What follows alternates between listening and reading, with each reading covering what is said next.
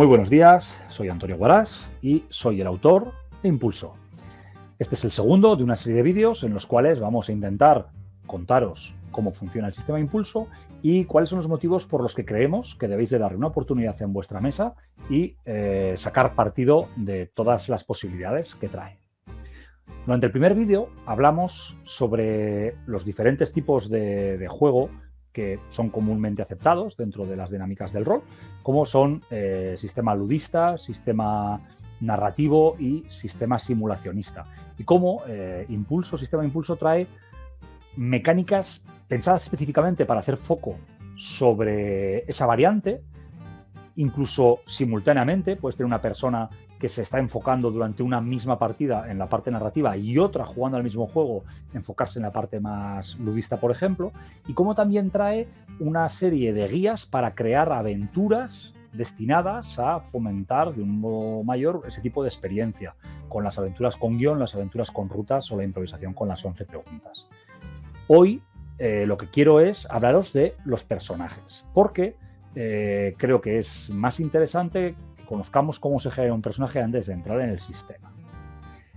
A la hora de desarrollar un personaje en un juego de rol, una de las cosas que podemos encontrar y que a mí en muchos casos menos me atrae es que muchos sistemas usan a los personajes como herramientas para resolver retos y los definen de esa manera.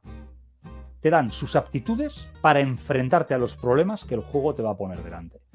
Y a mí, el no llevar a reglas toda la parte del trasfondo, del historial, del camino de la vida, que quedasen simplemente como una serie de respuestas a preguntas, pero no interactuaran con las reglas, no acababa de gustarme.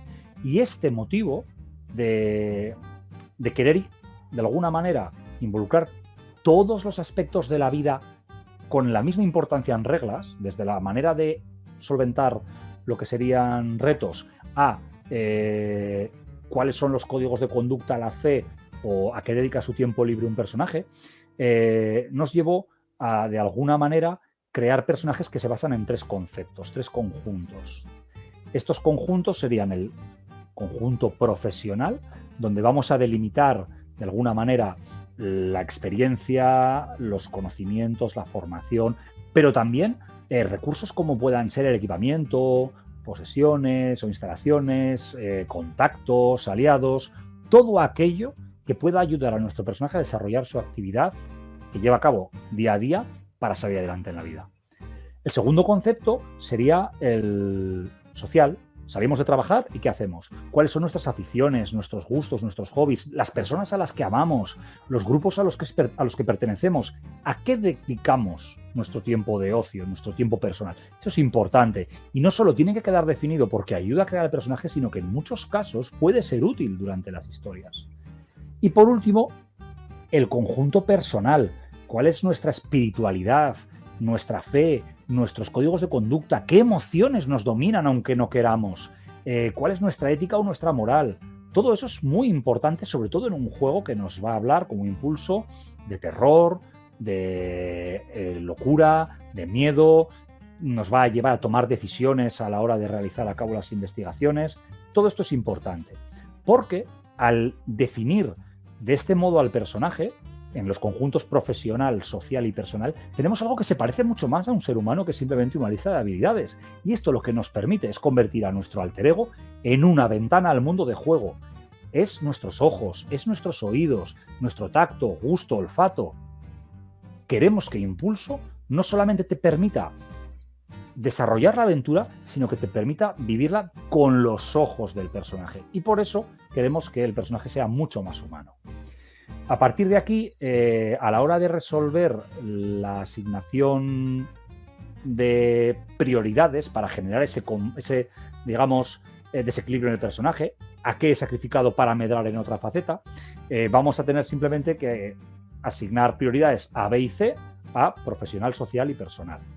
Y esto lo que va a hacer es otorgarnos más o menos descriptores para cada conjunto. Estos descriptores, como hemos hablado, pueden ser muchas cosas, pero de facto lo que hacen es ayudarnos, como hemos explicado antes, a resolver retos. No solamente me dicen cosas sobre el personaje, sino que mecánicamente me van a ayudar a solventar problemas, a solventar situaciones y a avanzar en la historia, ¿vale?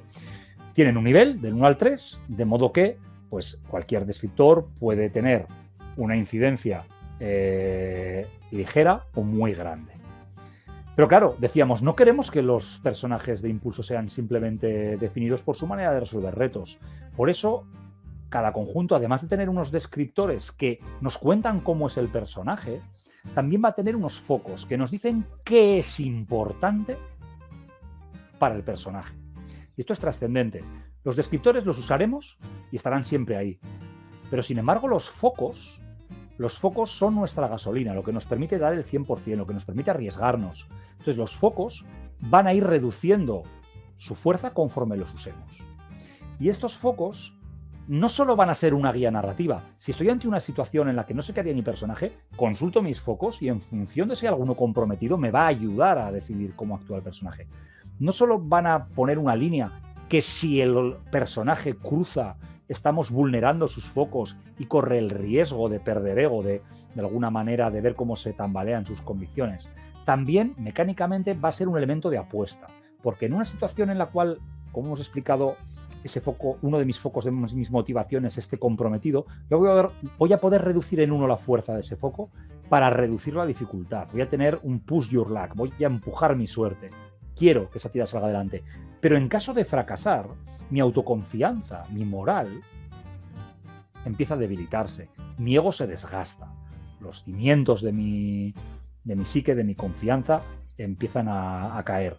Y esto nos lleva al tercer ítem en la hoja de personaje, que sería el ego. El ego es la suma de los focos, pero de alguna manera es, como hemos establecido, el pilar de nuestra mente y de nuestro corazón.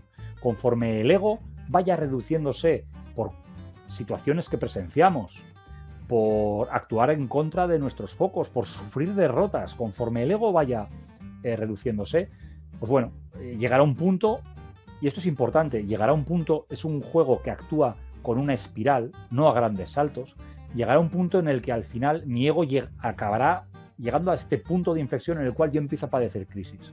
Y estas crisis van a ir, de alguna manera, aumentando en intensidad. Desde una que dure 1 minuto o unos pocos minutos, a una que dure horas, a una que dure días o semanas, hasta alcanzar el punto de ego cero en el que el personaje no es capaz de abandonar esa crisis sin ayuda externa, sin ayuda profesional. Pero es factible el camino contrario. Podemos no solamente emprender esa espiral descendente, sino alcanzar un punto en el que nuestras pequeñas victorias o grandes victorias, en el que conseguir trabajar a favor de nuestros focos nos permita emprender el camino contrario. Nuestra moral se ve reforzada, nuestros intereses se ven beneficiados y el personaje de alguna manera es capaz de sobreponerse a las situaciones a las que se enfrenta emocional y mentalmente. Entonces, ¿qué es lo que pretendemos con el ego? Tener una condición de derrota de la mente y la psique del personaje. Y por otro lado tenemos la salud, que es la condición de derrota física del personaje, ¿vale? ¿Qué nos quedaría en la hoja? Pues las ventajas y las desventajas, aquello que nos hace únicos, aquello que nos diferencia, entre comillas, saltándonos un poco el core de reglas principal. Y nos pueden permitir cosas como, de alguna manera, aspectar algo que sea demasiado poderoso para un descriptor. Pues un descriptor podría ser, tengo contactos en la policía, pero con una ventaja podría a lo mejor tener contactos en la CIA o en el FBI. Puede permitirnos repetir una tirada por sesión en algo en lo que de alguna manera queremos que nuestro personaje sea especial, como por ejemplo tener una puntería infalible y poder repetir una tirada por capítulo, porque en ese momento queremos que nuestro personaje no falle. Hemos invertido nuestra ventaja en eso. Tener acceso a pues, poderes como puedan ser estilos de combate o puedan ser aptitudes sobrenaturales que están disponibles solo para unos pocos dentro de la ambientación. De alguna manera, esas ventajas lo que tienen es que diferenciarnos de verdad con respecto al resto de personajes. Y las desventajas tienen que mostrar nuestro talón de Aquiles, nuestro punto débil, ¿vale? Para que de alguna manera seamos más humanos y se pueda ver de una manera clara cómo perjudicarnos. Y esto me lleva de nuevo otra vez a que somos personas e intentamos que los personajes de Impulso sean personas como nosotros, tienen sus virtudes, tienen sus defectos, la desventaja, pero normalmente una cosa que suele ocurrir es que cuando intentamos generar estos descriptores, acabas de crear el personaje y dices, ¿he puesto algún descriptor negativo? Y la respuesta suele ser, normalmente no. Impulso nos va a permitir, como cualquier otro juego de rol, avanzar a nuestro personaje en la historia, resolver la historia, avanzar en ella, pero también pretende que el propio personaje avance. Es un juego también en el cual nos permite hacer un viaje personal. Y para eso el juego nos pide que al menos todos los personajes tengan un descriptor mal aspectado. Un descriptor que, si bien nos puede ayudar a reducir una dificultad en un momento dado, como cualquier otro descriptor positivo, sea un punto de mejora del personaje. Es muy interesante, de alguna manera, llevar a un personaje, digamos, celoso o posesivo, a modificar ese descriptor por protector. Cambiar expulsado con deshonor y convertirlo en su nombre fue limpiado. A la hora de crear personajes, no introduzcamos solo cosas buenas, introduzcamos de alguna manera cosas que nos permitan hacer ese viaje personal y tendremos un segundo vértice sobre el que pivotar. La resolución o el avance en la historia y la mejora de nuestro personaje. Y no la mejora en términos mecánicos de tener mayores niveles en los descriptores, más fuerza en los focos. No, la mejora como persona, de que ha sido capaz de alguna manera sustituir descriptores o focos negativos, como por ejemplo el fin justifica los medios, por descriptores o focos que podamos considerar más adecuados para lo que sería la ambientación en la que se está desarrollando la historia. A partir de aquí, una de las mayores diferencias que, pues bueno, he podido constatar que tienen los jugadores cuando empiezan con Impulso, es escoger esos descriptores, porque estamos acostumbrados en la mayoría de los juegos a elegir de listas. Entonces, tener que generar de la nada suele ser costoso. Para ello, el juego nos ofrece dos ayudas. En el capítulo de creación, para cada conjunto, nos hace una serie de preguntas que podemos no solo resolver, sino a veces respondidas, plantearnos el porqué. Y esto nos ayuda a generar descriptores y focos, como a qué se dedica, qué formación tiene, dispone de algún talento especial, pertenece a algún grupo legal o ilegal, para qué ahorra, qué relación tiene con su familia, cómo se divierte al salir del trabajo, en qué cree, cuál es su código de conducta, es espiritual, cómo se valora a sí mismo frente al resto de personas, tiene prejuicios o vicios. Estas respuestas que demos a estas preguntas nos van a ayudar, pero además de todo eso, en el capítulo 9, en la página 106, tenemos 144 descriptores, 12 tablas de 12 resultados que nos dan ideas para crear al personaje. Son ideas sobre las que es muy fácil modificar para crear cosas nuevas, porque el poder lo es todo, proteger y servir o ir a flor de piel son genéricos y podrían encajar casi en cualquier ambientación, pero al estar inicialmente pensados para nuestro siglo XXI, descriptores como bióloga de laboratorio, cirujano de urgencias o actor de teatro podrían cambiar fácilmente por samán curandero, alquimista o diplomático, heraldo, bardo de la corte. Es decir, tenemos 144 ejemplos que podemos variar para intentar acomodar. Es pensar, este descriptor, malas compañías, trasladado a la ambientación en la que voy a jugar, ¿a qué se referiría? Quizás pertenezco a una banda, o quizás de alguna manera se me relaciona con el gremio de ladrones de la ciudad, o a lo mejor de alguna manera he pertenecido en el pasado a una banda de piratas.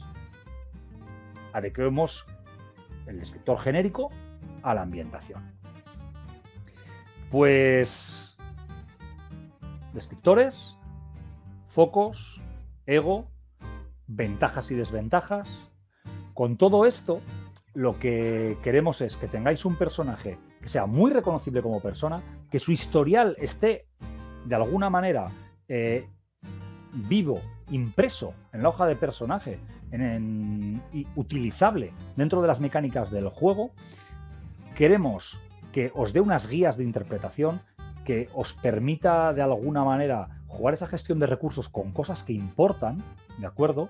Y también queremos, desde luego, que de alguna manera os permita hacer un viaje introspectivo del personaje, que el personaje no solo pueda mejorar en capacidades, sino que pueda cambiar como persona, ¿de acuerdo?